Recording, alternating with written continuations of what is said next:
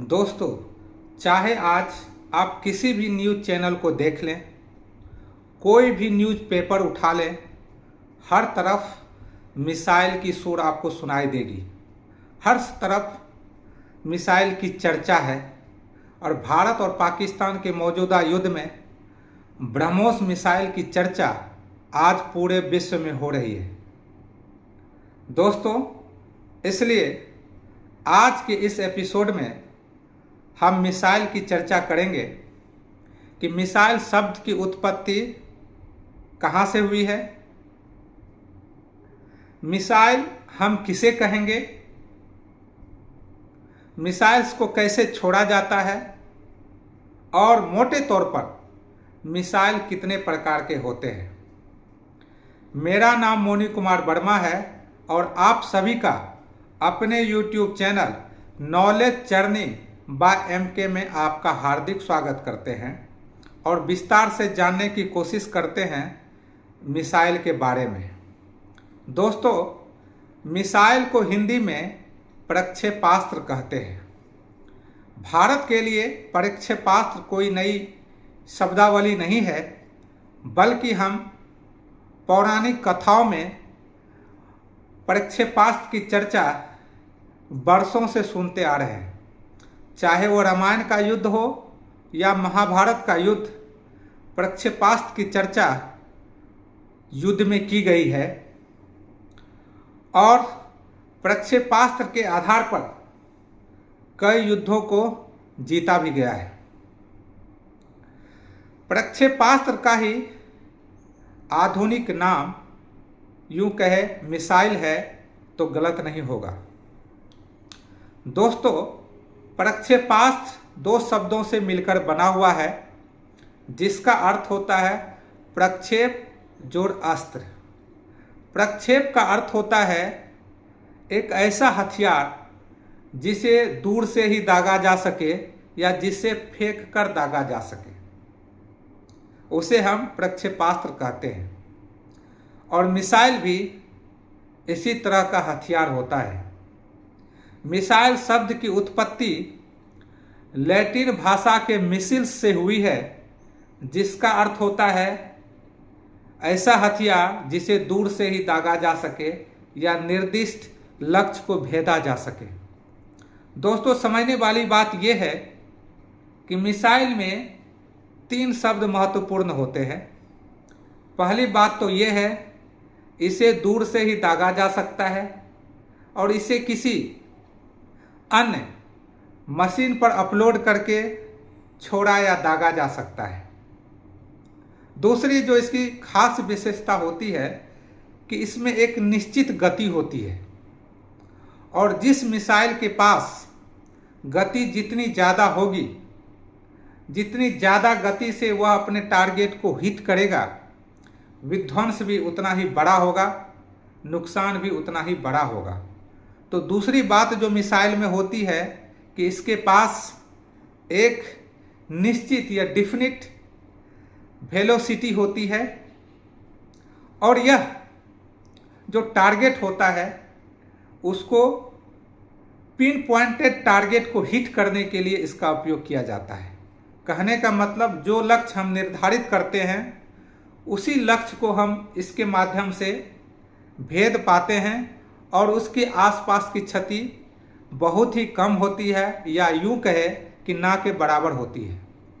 अभी आपने देखा कि भारत और पाकिस्तान के मौजूदा युद्ध में भारत ने पाकिस्तान के कई आतंकवादी कैंपों को निशाना बनाया।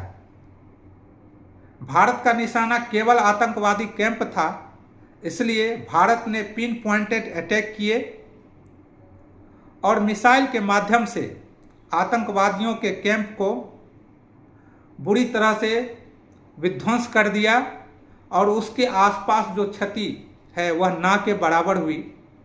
या यूं कहे कि जिस टारगेट को हम अचीव करना चाहते थे उसे हम पूरी तरह कर पाए और आसपास जो क्षति हुई वह ना के बराबर हुई।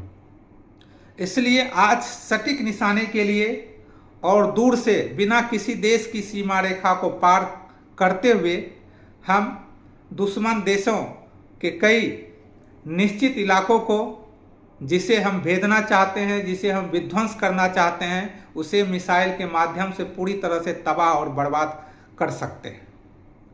मिसाइलों को कई तरीकों से छोड़ा जाता है, इसलिए अब मिसाइल के मोटे तौर पर उसकी वर्गीकरण की बात करते हैं, उसकी क्लासिफिकेशन की बात करते हैं।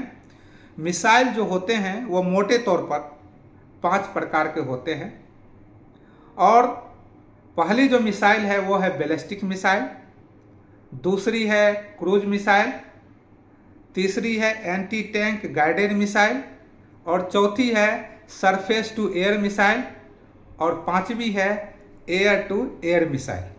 अब हम विस्तार से जानने की कोशिश करते हैं कि बैलिस्टिक मिसाइल हम किसे कहेंगे।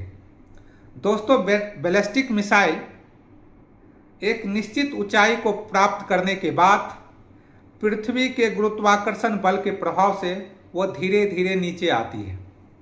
इस कारण से हम इसे बैलिस्टिक मिसाइल कहते हैं। यह एक लंबी दूरी की मिसाइल होती है जिसकी रेंज काफ़ी बड़ी होती है, और इसमें परमाणु हथियारों को ले जाने की क्षमता होती है। भारत में पृथ्वी और अग्नि भारत के 2 बैलिस्टिक मिसाइल्स हैं।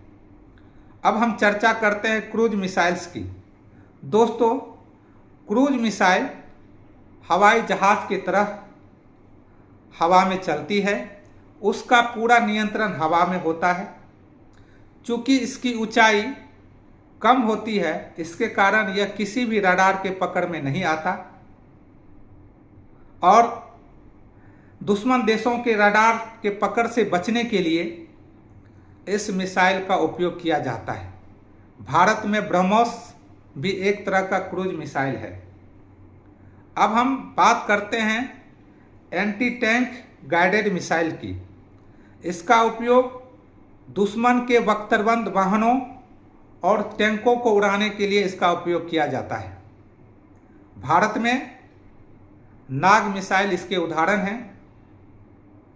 अब हम चर्चा करते हैं जो महत्वपूर्ण मिसाइल है वह सरफेस टू एयर मिसाइल्स, जिसका उपयोग बहुत सारे देश युद्ध में करते हैं और बहुत ही कारगर होता है। जी हाँ, सरफेस टू एयर मिसाइल हवा में किसी भी दुश्मन के किसी भी विमानों को, उसके मिसाइल्स को और उसके ड्रोन को मार गिराने की क्षमता रखता है। जब हमें दुश्मन के किसी भी हवाई हमलों का जवाब देना होता है, उसे हवा में ही मार गिराना होता है, तब हम सरफेस टू एयर मिसाइल्स को यूज करते हैं और उसका इस्तेमाल करते हैं। अब हम बात करते हैं एयर टू एयर मिसाइल। इस मिसाइल का उपयोग हम लड़ाकू विमान के माध्यम से करते हैं और हवा में ही दुश्मन के विमानों को मार गिराने के लिए इसका उपयोग किया जाता है। अभी आपने मिसाइल्स के बारे में विस्तार से समझा। मिसाइल शब्द की उत्पत्ति कहाँ से हुई, मिसाइल हम किसे कहेंगे, और मिसाइल्स के क्लासिफिकेशंस क्या है। यदि वीडियो अच्छा लगे तो लाइक और शेयर कर दीजिएगा और चैनल को सब्सक्राइब कर दीजिएगा, ताकि ऐसे ही वीडियो हम आप तक लाते रहें। जय हिंद, जय भारत।